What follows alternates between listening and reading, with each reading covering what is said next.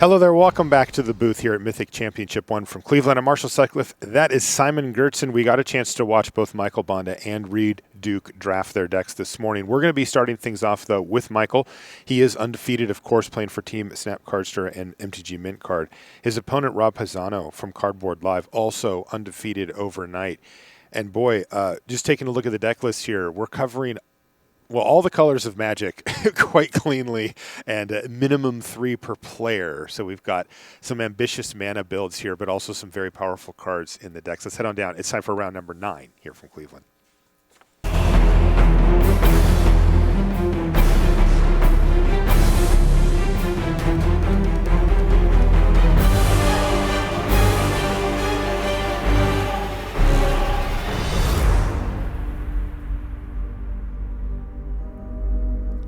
Hello and welcome back to coverage here at Mythic Championship I from Cleveland. I'm Marshall Sutcliffe in the booth with Simon Gertzen.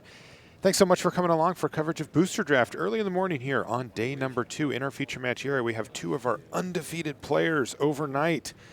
Combination of standard and draft propelled Rob Pisano from the United States. He's playing for Team Cardboard Live to an 8-0 record. Sat down, drafted a deck this morning. Sitting across from Denmark is Michael Bonde, who is also 8-0, playing for Team Snap Cardster and MTG Mint Card. And he's very happy about his 8-0, and why not? Who wouldn't be? Now, boy, Simon, you and I were trying to decode the drafts that these players have put together. Traditionally when you think of Ravnica Legions, you think Guild, right? Some type of 2-color combination that's supported in this set, maybe with a bit of a splash. That's not the case here. In the hands of Michael Bonde, he is just full-on Esper. We're talking about a 5/5/4 with a few gates type mana base here, dipping into all 3 colors heavily, which, by the way, is my favorite archetype. Although usually I will find myself in a 2-color pair with a splash. This is very cleanly into all 3 colors. Rob didn't stop at 3. No. He went all the way to 4. Yeah, he is playing everything but forests. He actually started with Kaya's Wrath. So that's one of the key cards to look out for in his deck. And he has a lot of removal, probably the most removal at the table. He does. He has the sweeper that you mentioned, as well as 4 copies of Get the Point. He's splashing, well, it's hard to figure out what he's actually splashing for or what's his main colors. It looks like he's predominantly Orzhov, and then he's playing but significant number of cards in blue and red in addition for just a full 4-color deck. Yes, that is Verity Circle on the side of Rob Pisano. He went very deep.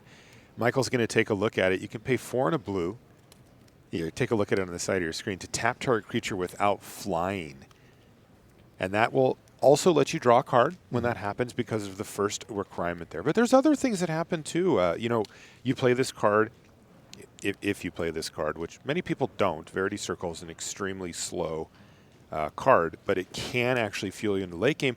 But, cards like Guild Mages on the other side, any type of utility creature that gets tapped, you do get to draw a card off of that too. I do like trading off the Cult Guild Mage here, stemming the bleeding a little bit. You don't really want to be activating its ability anyway, not with this kind of greedy deck that Pisano has put together. This Finally a basic. This is actually one of the key cards, the Tome of the Guild Pact, kind of fixing his mana, drawing him cards.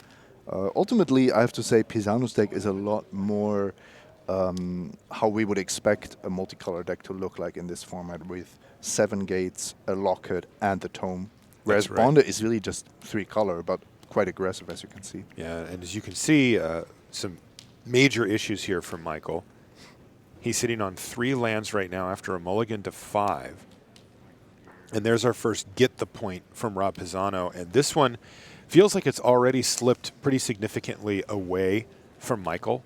The time that Rob Pisano's had to set up is going to give him a big advantage. Now, the one thing that he does have going for him, Michael, of course, is that he is significantly ahead on board and on life totals. So if Rob doesn't have much going on as far as blocking goes, well, Michael could just say, I don't know, I played some 2-drops and 3-drops and I killed him.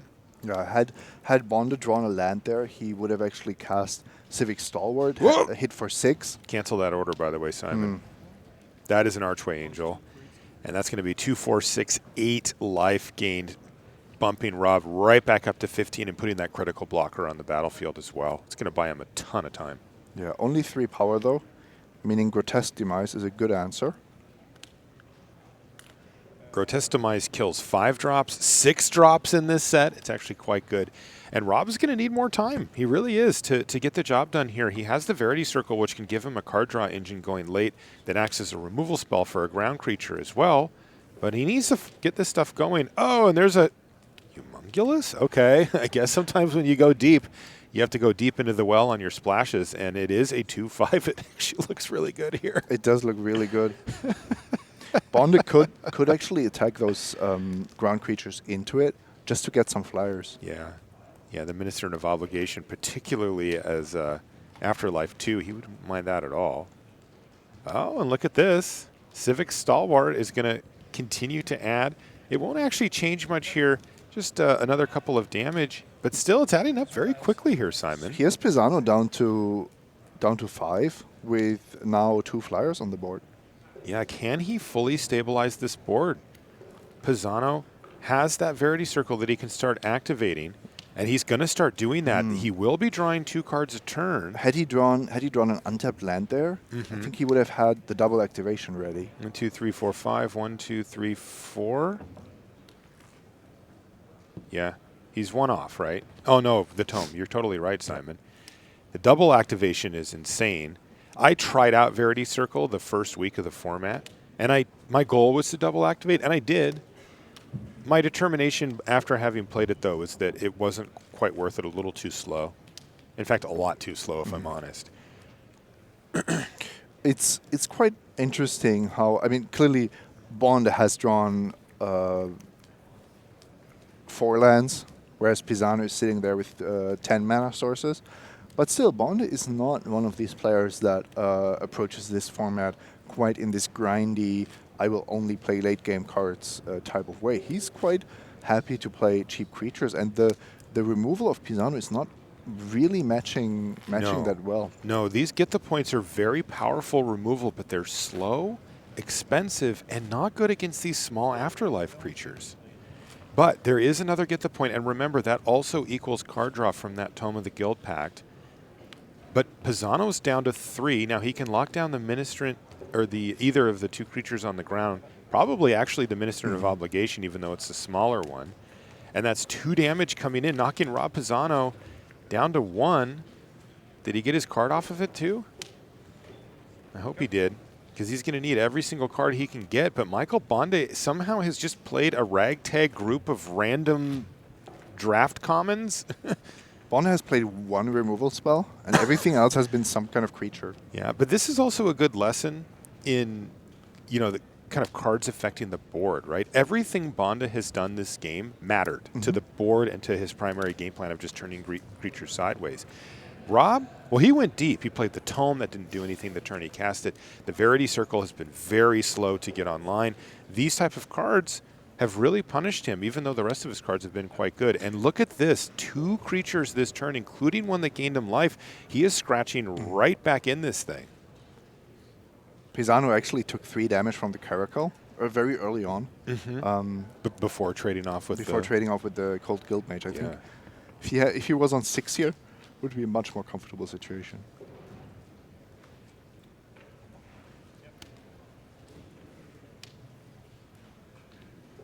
Rob was making a big tank there on his Sage's Rose Savant and decided ultimately to bottom both cards before passing the turn back.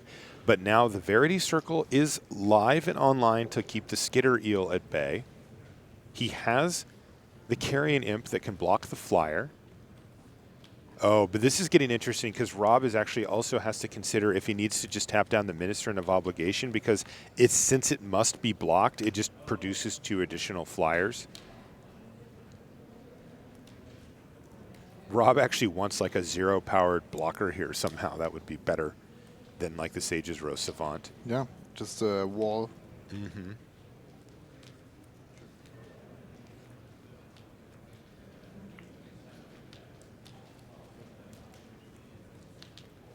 Does Bonde still get to attack in? Oh, yes. Yeah. He's going to send in the team here, but Pisano's at 3, so this is not a lethal attack. Not without a little help from Michael.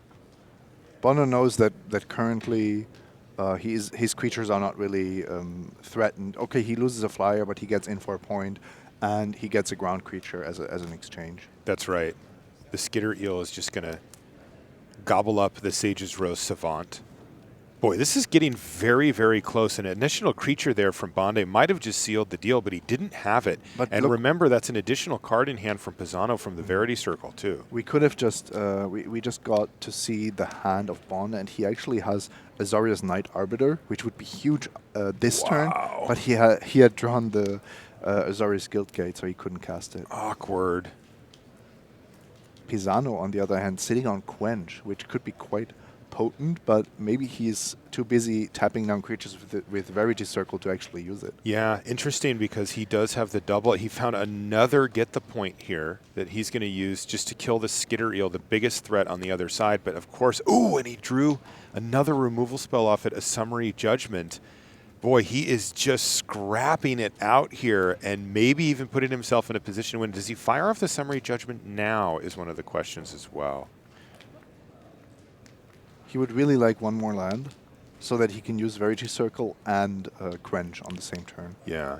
Instead, maybe he settles for Summary Judgment plus Quench. And is that an Impassioned Orator as the final card? So that would be perfect. That's actually the 6 mana that he could use this turn. Yeah, if that is an order, then yeah, and that is what it is, Simon. Yeah, but he really wants to do the Verity Circle, huh?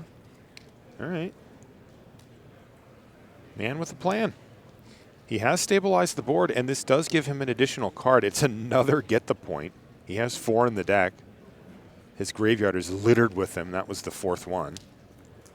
Oh, but look at this. He left the shields down, and the Grasping Thrall off the top of the library is good for Michael Bonde and lethal. Oh, man. Boy, that Quench would have been nice, Simon. Yep. Oh, brutal. That hurts. Rob Pisano is like, oh, not that card. Now, he could have considered that as an option. As it turns out, Michael didn't have it at that time. But he never had 5 untapped mana up until that point. So that was the first time that he could have seen it. And perhaps Rob should have given more weight to that and kept the Quench available, because it is a common, and every deck that can cast it plays it.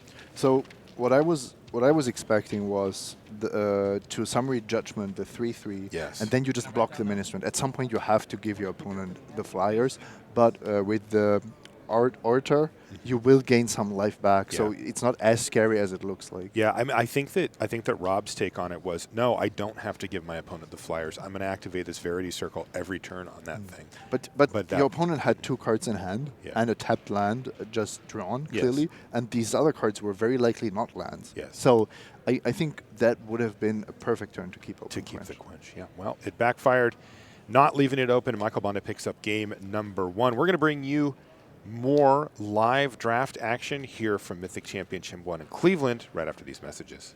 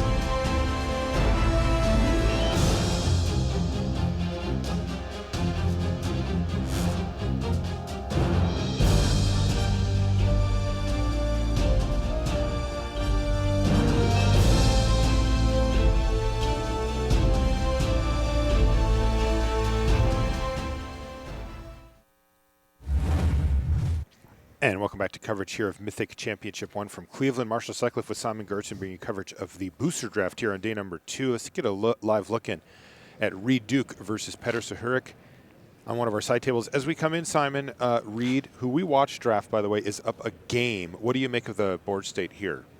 It's looking quite good for Reed once again. If you look at the creature quality on Duke's side, we see those 3 uncommons facing off against... Is that a Thirstein Shade? Yeah, a ragtag team of Orzhov cards. Doesn't look like Suhurik has a very powerful deck. No. All 3 of his creatures are... I mean, 2 of the 3 are It's difficult to put to put 3 23rd cards in your deck, but Suhurik managed to do it. Well put, Simon. And look at this. Petr's double checking that the Sphinx of New Prov doesn't affect Reed, which it doesn't. It's only your opponents. But Swirling Torrent is going to get that Sphinx of New Prov back to hand, freeing it up from the Law Mage's binding, as well as sending that Noxious Grudian back on top of the library for Petr Suhurik, meaning that he's forced to draw his mediocre 3-drop again.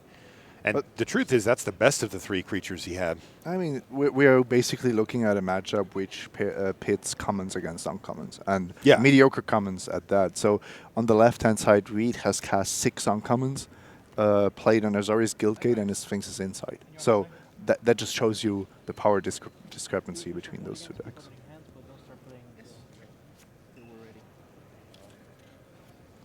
Suhurik looks like he's splashing blue for Shimmer of Possibilities. Really? Yeah, and there have to be some gold cards I'm checking. Dove Insecurity, that would make sense. Azorius Skyguard maybe. And the Law Mage's Binding we already saw. All right, well, sounds like our main table's ready to go. So why don't we head back up there and check on Pisano and Bonde as they get started on game number 2. That one looks pretty good for Reed Duke, though, to take the 2-0 victory from Petr, unless Petr has something pretty powerful coming up in the next few turns to stop those pair of Sphinxes. All right, we're underway here in game number 2.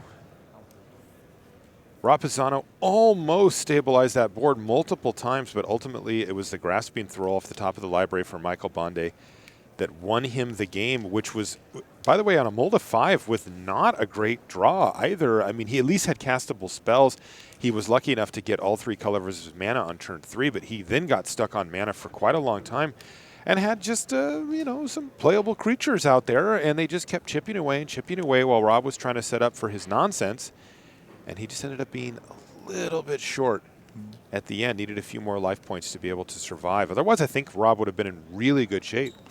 Bonde only was in the position to win this game because of his early game plays, because he had good 2-drops and 3-drops. So even being stuck on 3 lands, he did something impactful every turn of the game. And when Pisano was basically pulling ahead and very quickly pulling ahead, Bonde had those final draw steps. No attacks here. Interesting.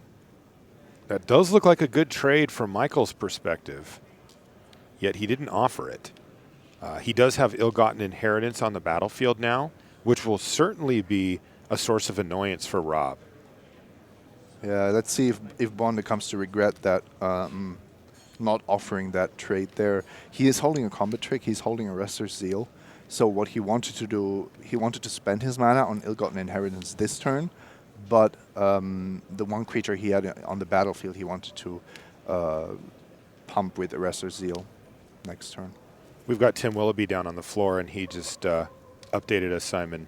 Reed did win that game. Yeah, no surprise. Yep. But that was the match for Reed Duke, so great work starting things off for Reed. He came in at 7-1. Now it has improved to 8-1, knocking Petr down to 7-2. Our main match, though, features players, at least currently, with no losses to speak of.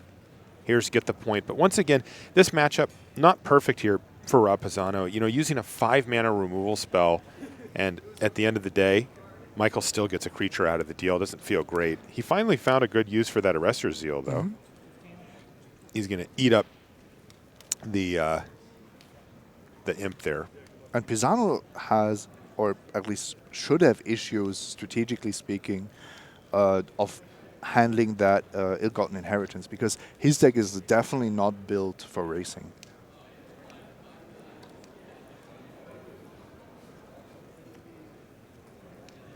Some pretty powerful stuff in Michael's hand. Take a look at Debtor's Transport and Consign of the Pit, 2 6-mana spells.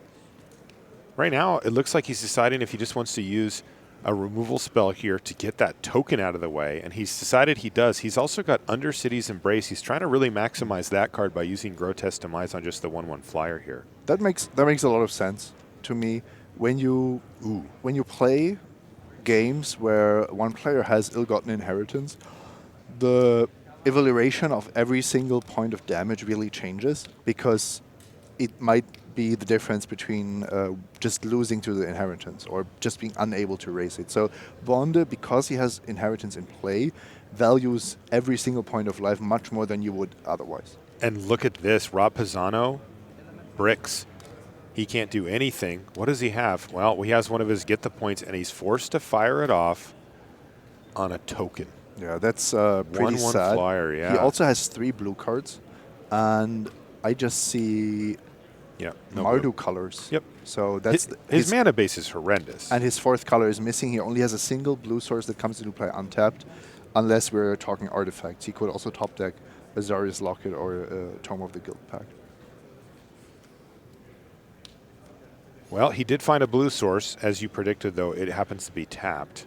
It's not only that the mana base is bad, it's also that the cards he has in his deck are really not great if you draw the mana at the wrong time. Yeah, Like, isn't he holding Quench right exactly. now? Quench is exactly this kind of card. If you don't have it early on, you're very likely to never use it. Yeah, there's some problems here. I mean, he has Verity Circle and Quench in his hand with 1 blue source that finally just arrived. And down at 4 life here for Rob Pisano, he just has to extend the hand because he was going to die to the board as it sat. So his mana caught up with him there in that second game, and it's Michael Bonde, who is now 9-0 here at Mythic Championship I in Cleveland. What a start for Michael.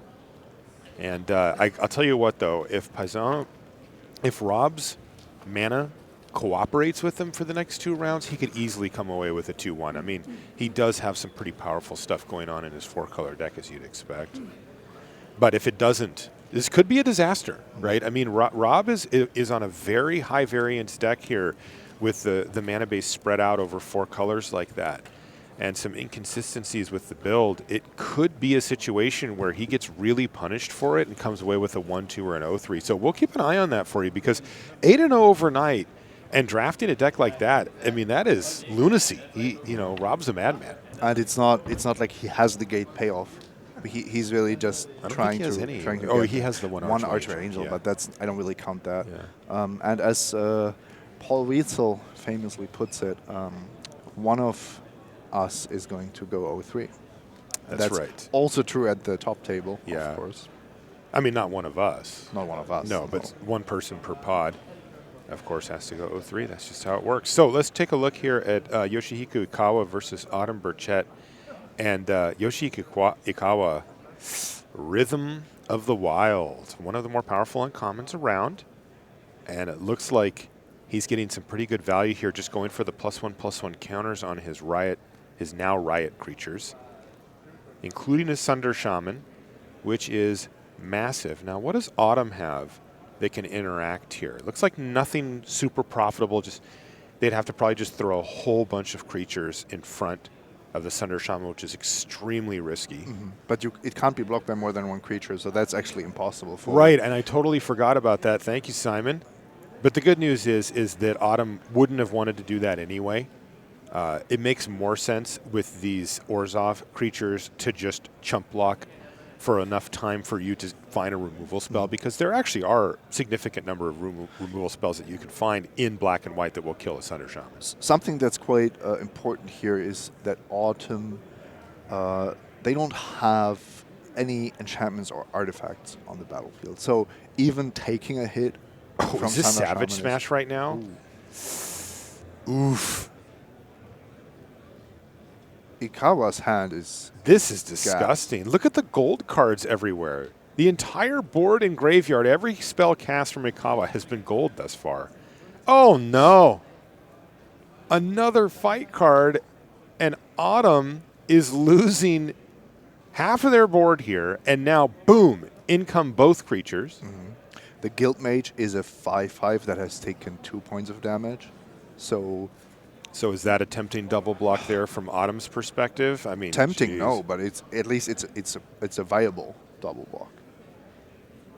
So 3 damage, 2 damage. Looks like they're just putting the dice there to as a reminder. But with 1 mana available for Autumn, what can we really do here? Oh, and look, she has. They have Arrester's Zeal? Arrestor Seal, but okay. That actually works. That's one of the best case scenarios, I think. If I'm sitting in Autumn's seat, I'm feeling actually quite good about that, given how far behind they were up until that point. Finding a way, especially from a mediocre card like Arrestor's Zeal, to get that Shaman off the battlefield is actually a big win. And they found a way to deal with the whole board, because I was looking at that summary judgment and it just barely couldn't kill the Thunder Shaman. So correctly using the combat trick there to get rid of the creature that summary judgment couldn't deal with. Wow, that was a really nice sequence for Autumn. That was an extremely tough board to face down. Although I see now that they've cast the Noxious Grudian, which helps out a lot against these decks, because the fight spells, they hate that card. And all of the huge ground creatures hate that card too. So Noxious Grudian really shining in this matchup. And Autumn up a game already, perhaps turning the corner here and really punishing Ikawa and the type of deck that Ikawa was playing. Okay, it looks like a Rebel Belt Recluse is going to be the play, which may halt the proceedings temporarily. But I wonder if Autumn can play the game where you say, look, Rebel Recluse has a very major drawback in that it must attack. So they can get in for 1, bing. They just threaten to block with the Grudian. And they can just block with the Grudian. And if Ikawa doesn't spend a Scorch Mark or something of that sort, that trade is going to happen. 4 cards in hand, though, for Ikawa. Yeah, Kawa, when I looked at the hand earlier, did look quite powerful, but somehow his cards are not matching up very well. No. This biogenic upgrade looks terrible. Yeah, but now we're in a position where the dust is settled, because that was a lot of cards that Autumn had to spend to stabilize this board. And they're now down to just the 3 power, only 1 of which actually getting in. And we still see Rhythm of the Wild adding counters to creatures for Ikawa, which are cleanly bigger than what Autumn has going on at this point. Even this 6/6 Rampaging Rendhorn is dominating the board, and there's still 3 cards in hand now for Ikawa. So this one could, even though there was a great stabilization play there from Autumn Burchett, it could still be slipping away to the just sheer size of what Ikawa was bringing to the table here. And that's mostly, Marshall, because of how different these clocks are. The red-green Gruul deck with all these +1/+1 counters, the potential of biogenic upgrade, those Savage Smashes, can easily threaten a 2-turn lethal against 15 life, whereas that Spirit token needs 6 turns to deal with Ikawa. That is exactly a lethal next turn that Ikawa is setting up here. Burchett ran out of gas a little bit. Yep. Looks like a few too many lands.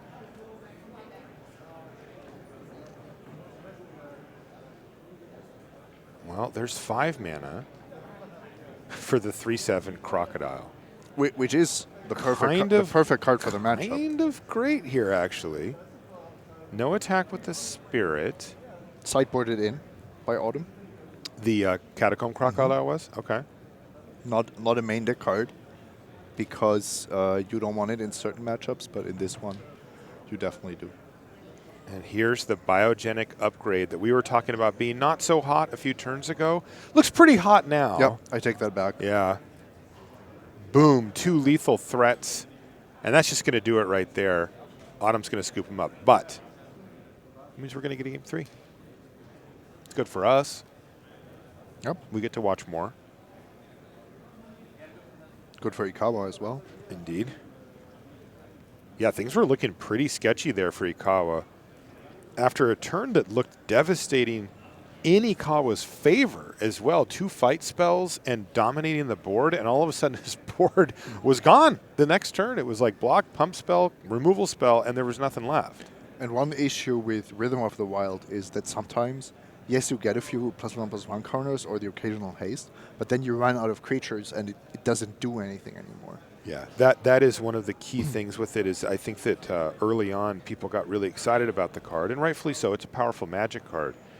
But it really does have its weaknesses.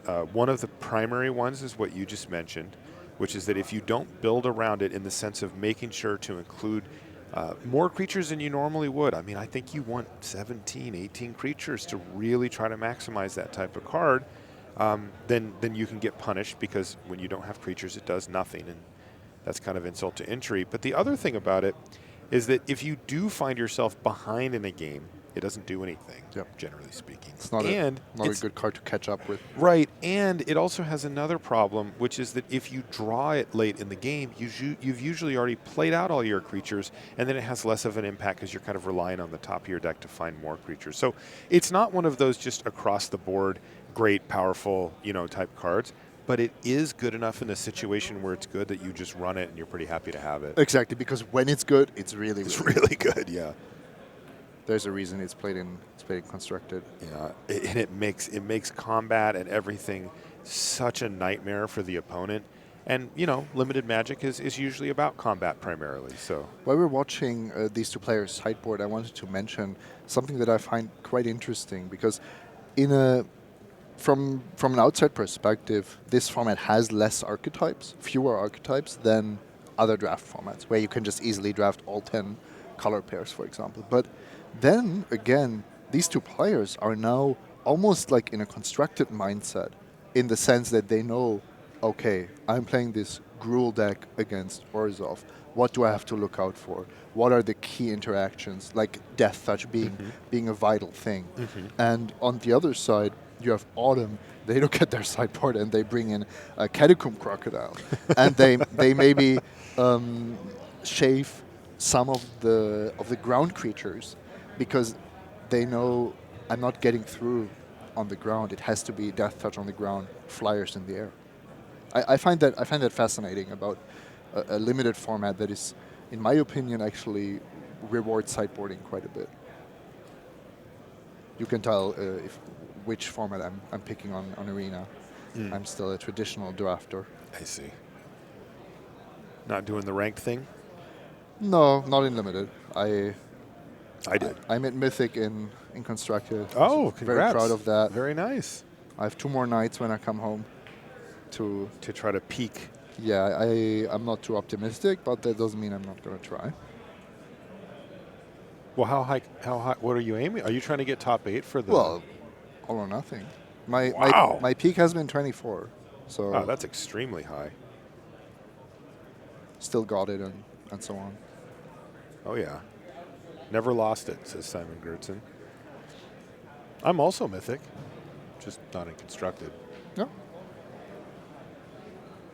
There we have it. First Death Touch creature of the game.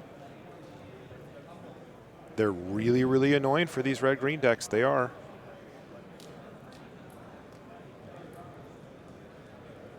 By the way, chat says congratulations. Thank you. To you. Not to you. No. It doesn't count. I guess not. Rixmati Reveler played the safe way, gets rid of Biogenic Upgrade and trades off for a Plague White. And Ikawa was looking pretty weak there without his second color, without a third land drop now. So even though Rixmati Reveler smoothing the draw a little bit, Burchett might just quickly take over the game here. Priest of the Forgotten Gods, that's a card that is also very scary to play against. You know what's not scary? When your opponent doesn't play their second color or their third land. Ikawa looks very frustrated here, taking a look at his hand. Oh, wow, and what a hand it is. Gruul Spellbreaker ready. And I believe that Kawa is contemplating which card to discard to hand size. Going to be a green one. That's a safe prediction. Boy, this is brutal too, because Kawa, played the Rixmati Reveler, which let him get rid of Biogenic Upgrade, a card that wasn't looking like it was going to get cast this game, and still just can't find land drop number 3. Aden Burchett, can they seize the opportunity to close this game out as quickly as possible? This Orzhov deck, there are builds actually that are fairly good, and this is the crux right here. The Thrall comes down and really shuts the door, and that's going to do it. Aden Burchett is 8-1 here at Mythic Championship 1 in Cleveland with that handshake from Kawa. Brutal luck there for Kawa. I was hoping we'd get another sweet game. You see a little sigh of relief there from Aden. I was hoping we'd get a little bit more action there, because that game that we came in on was really good, right? It was very swingy. We saw very ahead, and then stabilized behind, and then swung right back in the other direction. But unfortunately for this one, 2 lands and no luck for Kawa, so Aden Burchett is through with a victory here in the first round. 2 more rounds of booster draft to bring you today before we put the 40-card decks aside and move back over into standard in our march to the top 8 later on. Today we're playing 8 total rounds, just like we did yesterday. Tomorrow's top 8 day. A little bit of a different feel in the building here today as well. Right across the hall from us, well, there's a Grand Prix happening at the Magic Fest here in Cleveland as well, so we expect a lot of people to come over and check out the Mythic Championship side of the table over here as well. It's got kind of a cool feel to it. Yeah, and the MPL players are actually located mostly at the edges of the room, so spectators like can actually seated when they're playing. Yeah. Which is very new. We've never done that before, so Yeah. that's pretty awesome, I think. Yeah. All right. Well, we've got Rich, Marie, and Paul at the news desk, but first, these messages.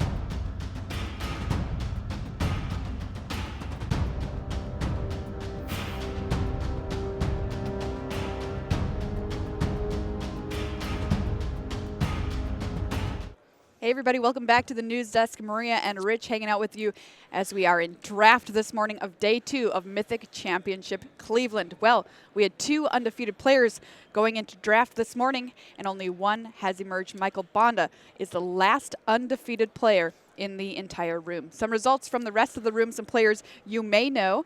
Sitting at 7-2 currently, Christian Calcano at 7-2. Yeah, now I think Brian David Marshall might have his fingers crossed because his sort of sunset interview plan involves Christian Calcano making the top 8 again. It was, if you remember that interview that he had when he made his first top 8, it was so emotional and so wonderful. I believe Rich and I were both crying over at the desk listening to it, so maybe we'll get a repeat. Wasn't. Okay, No, sure. Mm. Shaheen Surani also currently sitting at 7-2, and he mentioned to me yesterday that he has a really spicy standard deck, so probably looking forward to the standard half of the day here on day number 2. Simon Nielsen currently sitting at 6-3, as is Brian Bronduin, an MPLer and a popular streamer. I've caught his stream a number of times.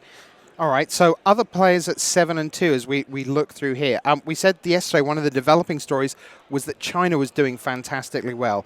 Aden Jia of China is up to 7-2 right now. Carlos Ramao of Brazil is among the 7-2 records here. We have one match still outstanding from our feature pod. We know that Reed Duke is up to 8-1. We know Autumn Burchett is up to 8-1. We know Michael Bonde is the last undefeated player at 9-0. Still waiting to hear on Han Yi of China against Piotr Glogowski of Poland. All right, well, let's hear from our last undefeated player in the room. He's with BDM. All right, I'm here on the floor with Michael Bonde. Michael, it's a little bit of a sad time in the tournament. There's only one undefeated player left, and I know you are pretty broken up about this. Yeah, I am. Of course, Michael is that one undefeated player. He is 9-0. Talk to us about your draft. What was going on when I came up to you after the draft and you said, my deck blocks really well?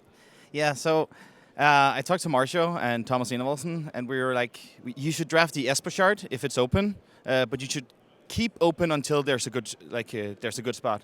But I never really found a good spot, so I was like all over the place. But I had a Dovin Ban, and I drafted some Guild Gates, and then eventually my deck came out with a lot of Afterlife and 1X creatures that are really good at blocking. And then I fortunately played against a guy who plays Control. So I put him on the play, and then eventually I won the game with my bad creatures. As you're sitting there in the draft, are you hoping for like a high alert or something like that? Would that have been something that you really wanted to see? Yeah, we have a high alert pretty high on the pick order. So I drafted the deck, and I got into a spot where if I would have gotten an high alert, it would be really great. But I didn't get it, so now the deck just blocks really well, and then I need to squeeze out a couple of damage in the air, and then hopefully win with the Inheritance. All right, now that's funny because we've been talking to people about that card this weekend, and that's not necessarily the position you want Ill-Gotten Inheritance in, right? Like you're generally looking for a more aggressive deck, or do you have a different take on that card? Well, I heard Huri talk yesterday on about that you can draft all these different archetypes. So I actually think the Inheritance, of course, it's a good card that makes you Spectacle easier, and it just it sets a timer on the game. But in Control, if you just 1-for-1 after that resolves, you can just take so much damage from small creatures and just do your own thing. So the more you have in Control decks, the more you just drain each turn. It'll just be hard eventually for your opponent to kill you when you gain infinite life. So I think it's a really good card in Control as well, if you build the deck around that sort of plan. All right. Now, before we went live here, you were like, this is so surreal. You're the last 9-0 player in the room. I imagine your phone has been blowing up. Is there anybody at home watching that you want to say anything to here? Yeah, so I just got a baby girl in January 1st. So this is the first time I'm away from her, and my girlfriend is sitting home with her. And I want to say thanks to her for being a super girlfriend, just taking care of her and dealing with how hard it is to be a newborn mom, or however you say that in English. I'm just really proud that she's managing, and I'm looking forward to get home and kiss both of them. What's your daughter's name? It's like a Danish name, so it's kind of the same as Dawn in English, but it's Gry. Well, I'm going to say Dawn. Dawn, Dad's doing great. He's the last undefeated player in the room here at Mythic Championship Cleveland. I thought we were in for a world exclusive there. Newborn mum. I'm like, not quite. But a great story. And he is such an overwhelmingly positive human being, not just when he's winning. That's really important because it's easy to come across well when you are annihilating everyone. Oh, yeah. But the number of times I've seen him at 2 and 5 just having the same positive outlook on life, universe, and everything. One of the good guys for sure. All right, well, we've got a special piece to play you now. BDM and I were out on the floor yesterday talking to some of our undefeated drafters. So here you go, a look at how you go 3-0 in draft at a Mythic Championship.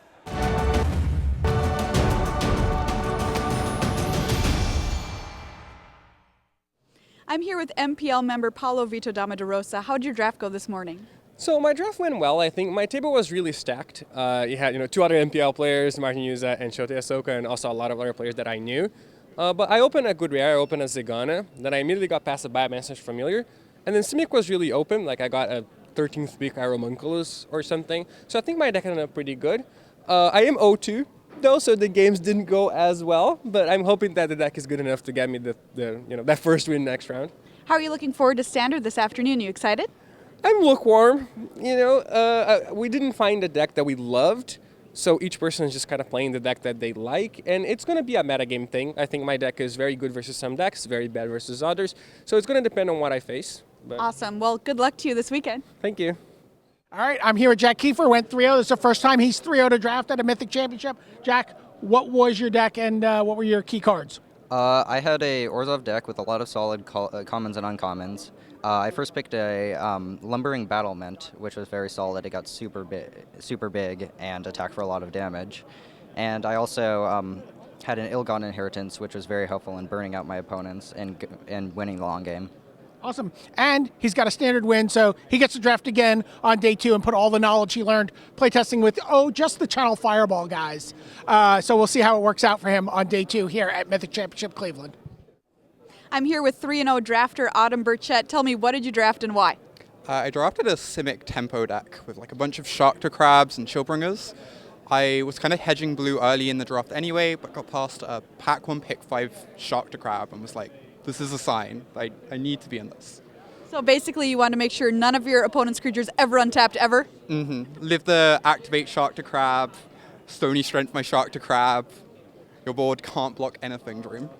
And you won through an Ethereal Absolution, is that right? I did. My opponent resolved Ethereal Absolution, but I think they got a bit too aggressive with their attacks, and that gave me an opening to draw towards a forest, so I could play a hasty creature and Stony Strength my Sharkta Crab at the same time to force a bunch of really awkward blocks. What is your #1 tip for drafting this format for people at home? Avoid red cards. Red cards aren't good. Not even a lightning bolt? Not even a Skewer the Critic. I'm like, this is like a fine card, but it's not worth it. All right, awesome. Congratulations on your 3-0. Thank you. I'm here with Magic Pro League member and 3-0 drafter, Marcio Carvalho. Marcio, tell me about your draft. What did you do with this first draft here at Mythic Championship Cleveland? Well, my first draft was full on Teamer.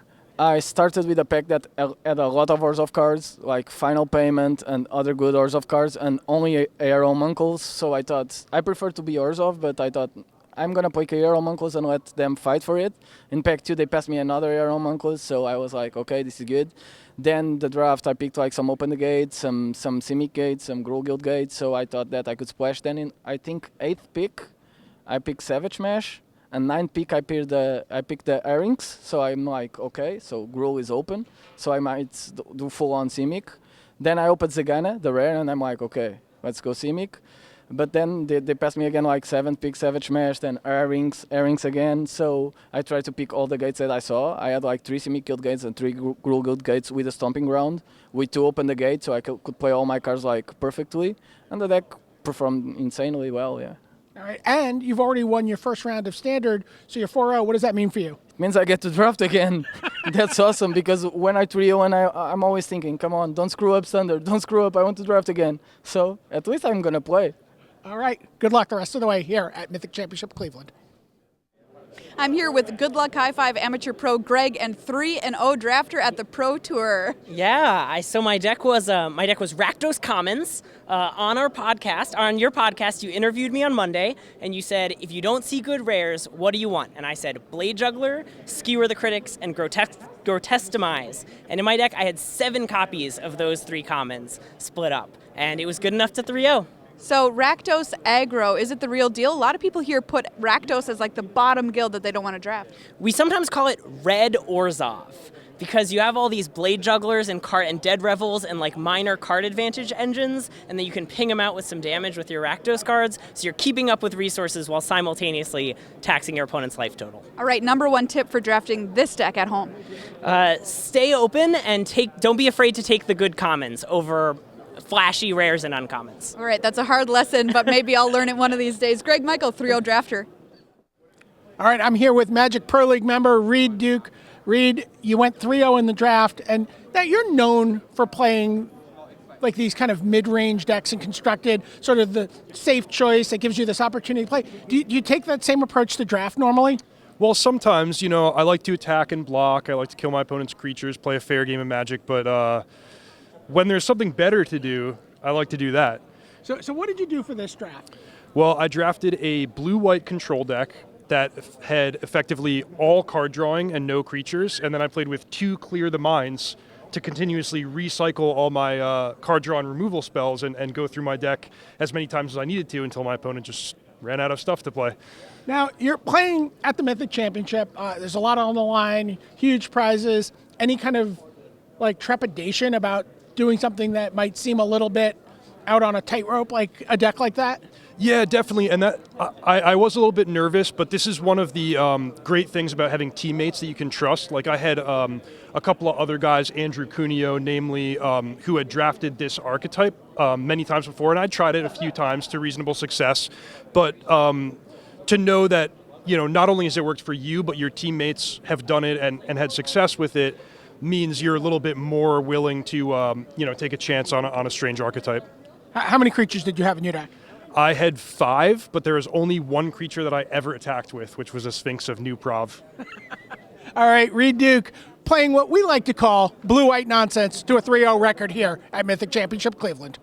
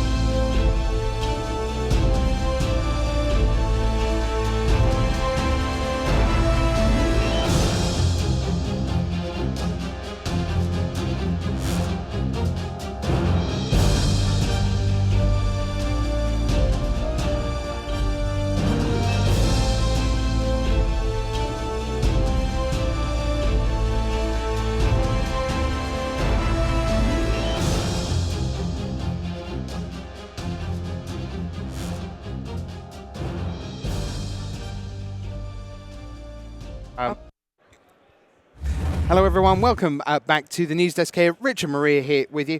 I've been trying to work out, Maria, What? Yeah. Just listening to those 3-0 drafters, seemed to be a lot of hate for the red cards and to an extent for the black cards as well. I know, right? And I'm like, I think I've worked it out. What do you think the reason is? I think they're all just lactose intolerant. Anyway, we are gearing up for round number 10 here at Mythic Championship Cleveland. But before we do that, we're going to have a little chat. Brian David Marshall's been out and about once again, Maria. Yeah, he talked to Seth Manfield before the tournament began, and Seth said to me he registered a deck that he doesn't think anybody else in the field is playing. So let's get a little insight from BDM.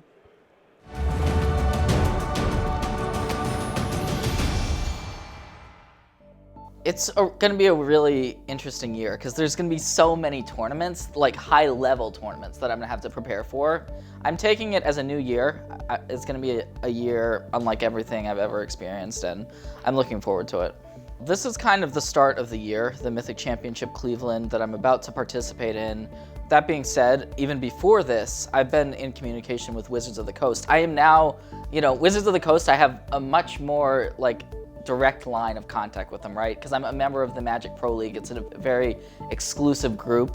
When I walked into my first Pro Tour, it had been something that was going on for maybe 15 years or 10 years at least during my first one. And now this is the first Mythic Championship, right? So there's a lot of unknowns. I've rebuilt a lot of excitement that I've had towards Magic, just kind of getting into this. Part of what I love about Magic is that I always feel like there's a room to improve. And that's not just for me. Like if someone comes to me and says, I can't improve at Magic, I'm just gonna tell them that you're wrong. That's just not true. Not only am I improving at older formats, but there's always new cards that you have to learn. That's part of the game, and that's why I love it so much. I'm constantly getting better, and my years of experience and that wealth of knowledge I'm gonna use that to my advantage. It's a little bit of a divide, right? We have these 32 players, but they're not the only competitors in the event, right? There's if it's a 500 player tournament, it's a very small percentage of the field. So it's when you're playing against an MPL member, there's gonna be a little bit of that, oh, you're in the MPL, I really want to beat you, right? They're gonna know who you are. I'm never gonna sit down for a match and people are gonna be like, oh, who's Seth Manfield? That's just not gonna happen to me anymore. That might have happened a couple of years ago, but there might also be people like, what's Seth playing? Or what's this person playing? They're a member of the MPL. We want to make sure we are able to attack them and do well against them. And so, yeah, and people want to be in the MPL. It's an exclusive group, and so I'm happy to be a part of it, but there is that give and take there for sure. All of the streamers have been super inviting towards having 30 additional streamers, right? That's a lot of new streamers in the pool of streamers, and I'm able to talk to my fans on a regular basis, and that was something that even though I've been producing written content, I've never really thought about streaming, and now I've kind of been pushed into it, right? But it's a good thing. I don't think I would have done this myself because I just wouldn't, I wouldn't have known to do it, right?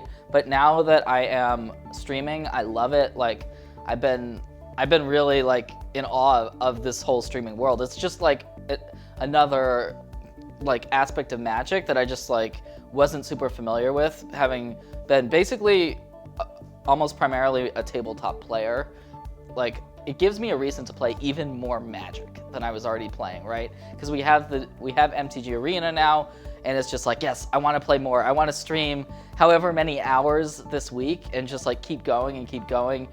I've gotten in so many repetitions of the standard format that I'm I feel really, really confident based on that. Who doesn't like a little extra, chunk of change in their pocket, right? And so that is something that's great, right? I think it's great for Magic. It helps build momentum in terms of the game, in terms of really rewarding elite play. And so I think that $1 million prize pool for the Invitational coming up in March, at the end of March in PAX, that's something that I am, it's I would love to win. I've been dreaming about winning an event like that, $250K, right? That's come on, that's life-changing money. It's almost like a world championship type event, but it's an invitational. I'm super, super excited for for what's to come, and the premier level events, to have that purse associated with them is super important to me, and I'm really happy that we're doing that.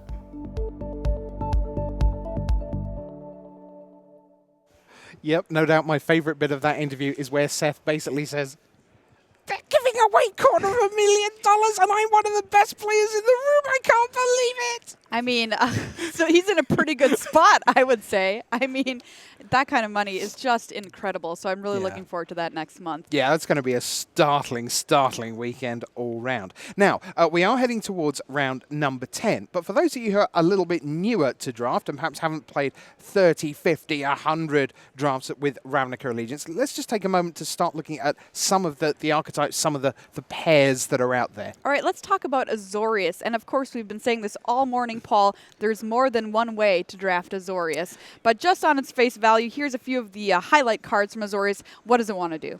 Well, basically the game plan for the Azorius deck is to kind of stall the ground and win with flyers. Lots of the evasive creatures are very, very strong. And you also want to kind of draft it in a more controlling style of deck. There's a lot of card draw available to the format, lots of creatures with high toughness to muck up the ground, and then you want to just win with those flyers. Of course, there's a slightly secondary way to draft a deck, but that's a little more complex, where you basically have 5 to 6 win conditions, lots of card draw, and lots of removal spells. This is the blue-white nonsense deck you're talking about? Blue-white nonsense. I haven't tried it yet, but it looks pretty fun to play. Oh, yeah, clear the mind. I mean, who wouldn't want to do that, Rich? I'm looking at you. Yeah, fun fact, by the way, Azorius Skyguard, if you rearrange the letters of the rules text on Azorius Skyguard, it says, "Kill me now." I know this because the number of turns I have successfully untapped with an Azorius Skyguard in play is 0 for lifetime. Really? They always kill it. Well, yeah, that's true. I mean, if it lives, you're in a pretty good spot. Right. Yeah, it doesn't live. It just doesn't. Just doesn't live. There's something to be said, though, for having a target on your creature. Anyway, let's talk about another guild here that some of our players have been drafting today, and that is Simek. Let's take a look at what you want to be doing in the Simek Guild. Paul. Yeah, so the thing with the Simek is it's really the deck that's the most capable of going over the top of all the other strategies, because you have a lot of these creatures that are, reasonable at face value, but they all have adapt. And once it gets to the late game, your deck is just chock full of mana sinks. You can sink your mana into these creatures and make them even larger. And so you can just basically just have the biggest creatures on the battlefield, and that's how you want to win. I mean, we even saw in previous matches where, look, the Azorius deck is pretty good at blocking. Yeah, but it's pretty good at blocking early. You're not going to be blocking Shark to Crabs in the late game. I want to talk about Chillbringer, too, specifically. This card has just been in the top 3, I would say, of players saying they're top common in the set. Yeah, absolutely. I mean, first of all, it's a monocolored card, which definitely gives it more value. But on top of that, even if it was a gold card, it'd be the type of effect that a lot of people would be looking to play. You can never really have too many Chillbringers in your deck, right? 5 mana, 3/3 flyer is already close to the point where you're going to play that card. But the tap and freeze just buys you so much tempo, and it just buys you so much time. Even if you're playing, even if you're aggressive or defensive, it's just the perfect card that you'd want in your deck. It's a card that says, if you rearrange the rules text on that, it says, "Don't care." They do a thing. Yeah, you go, don't care. "Look at my Gate Colossus." Yeah. Don't care. I am going to make my 4/4 7/4 trample next turn. Don't care. Yeah, please play a creature. Yeah. Well, care. I'm really bad at this whole word rearrangement game because I didn't see any of that. Do you not do that? No. I thought that's what play design was all kill about. me. Okay, yeah, It's yeah. the secret. It's the secret actual messaging inside lots of complicated words that tell you the rules. Right. But that's what tells you what actually happens. Okay. Yeah. Okay. The reason you draft. I'm not being funny. The reason you draft Chillbringer is so you cannot care. Yeah. Right. Right, That is Great true. way and to put that's it. why it's so great, because you always want to not care in a game of Magic. You want to be able to go, "Congratulations, I accept that your card, whatever it is really good, but I don't care, and here's why, because I have my Chillbringer ready." Yeah. All right, let's move on to another guild to kind of get the basics behind this. Orzhov is what we're going to take a look at next. Orzhov is a top, I would say, among the pros out there, Paul. Yeah, I would say that Orzhov is amongst the strongest guilds for Limited because, well, it just kind of has it all. It has the ability to kind of be aggressive. You can curve out. At the same time, you get a ton of value from the Afterlife mechanic because not only have you traded with their creature, you have a 1/1 spirit token to boot. And oftentimes, a 1/1 flyer, not great. But when it's a attached to the body when you can constantly just grind your opponents out and then have cards like Dead Revels, for example, to get multiple of those Afterlife creatures back into your hand. It's just really, really hard to fight through that. I want to ask you about Afterlife, Paul, through the lens of removal and Rakdos specifically. There are plenty of, on the face of it, in isolation, good 5 and 6 casting cost removal spells. Get the Point is an obvious example, and then at 6 mana you can just remove things and gain some life. But is there a case where that Afterlife is really messing with the value of that high-end removal? Yeah, I think there's maybe a slight reason why you have seen these players not take Get the Point as highly as you would normally expect. Now, of course, that card is great if you're playing against a Gruul deck or a Simek deck with a bunch of large creatures, but when you're playing against an Orzhov deck with a bunch of Oligarchs and you're holding a handful of Get the Points, that feels really, really bad. All right, well, our players are ready for some more draft action. Let's find out if our lone undefeated player, Michael Bonde, can remain that way here at Mythic Championship Cleveland.